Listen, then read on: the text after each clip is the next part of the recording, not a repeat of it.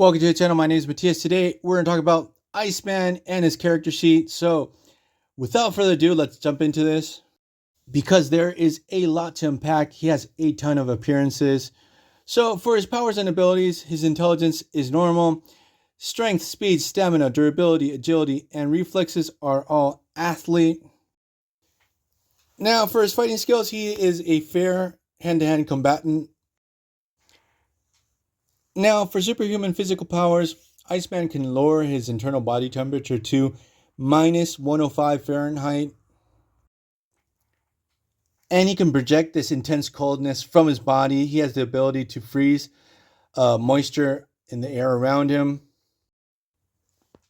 So he could cover his whole body with ice. He can also create ice slides, ladders, shields, bats, anything he wants. This is a really old character sheet, so all these stats and the nature of his powers have changed over time. Now he's considered to be a Omega level mutant.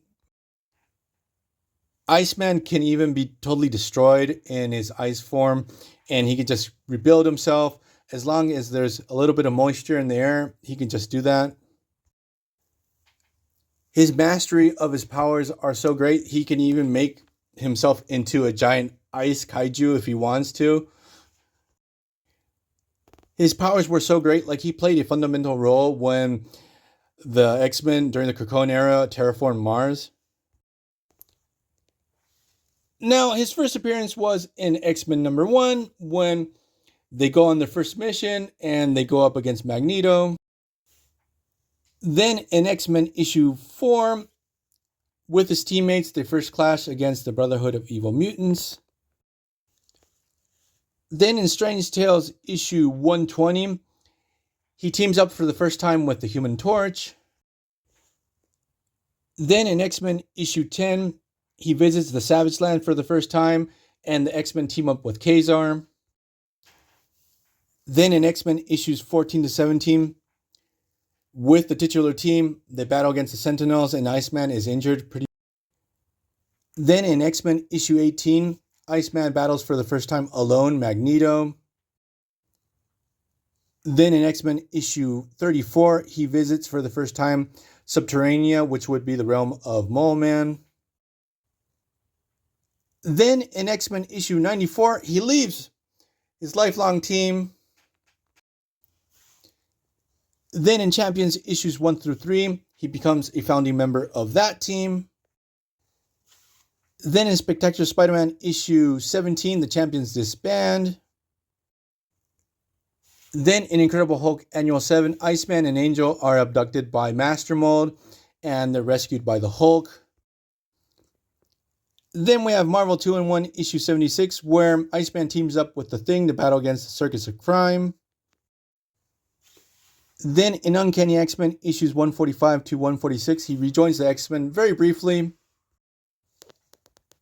Then in Defenders issues 123 to 125, he reunites with Beast and they join the Defenders.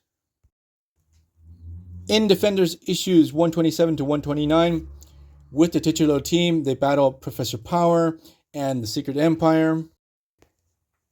Then in Iceman issues 1 through 4, Iceman encounters for the first time Mirage 3, who would be the daughter of Oblivion.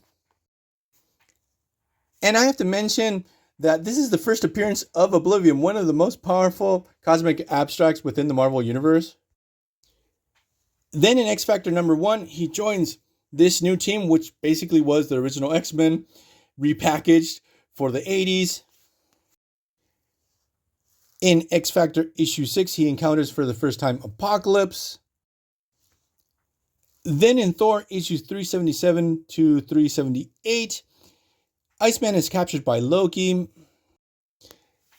And Thor ends up rescuing him, and we have like a brief little team up there. Then in X-Factor issue 19,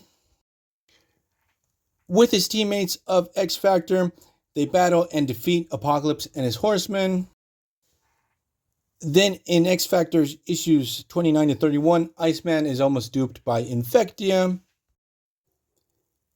Then in X-Factor issues 63 to 64, Iceman has a run-in with the Yakuza. And finally, in Uncanny X-Men issue 281 and X-Men Volume 2 issue 1, he rejoins the X-Men. So I was going to end the video here because this is his last appearance, but I do want to mention, like, one of my favorite Iceman stories is actually Zero Tolerance.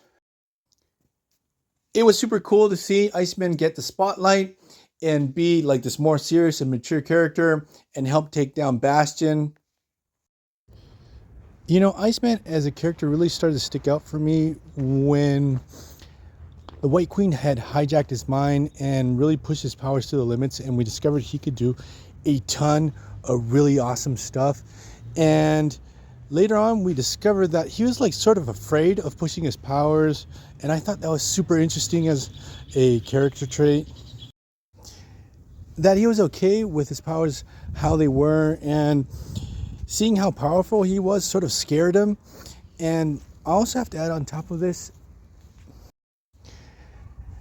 the fighting game Children of Atom from Capcom came out during this time. That game was freaking awesome, and Iceman there was a beast. He was doing some really awesome stuff, playing quite a bit with the power upgrade that he had gotten during this time. There was a kick-ass Iceman action figure from Toy Biz that came out also right around this time that I loved, that I still have up until this day. And last but not least, the incarnation of Iceman that we got in the Age of Apocalypse was so cool too. So with that mentioned, we're gonna leave this video here. I hope you guys liked it. See you guys next time. Bye.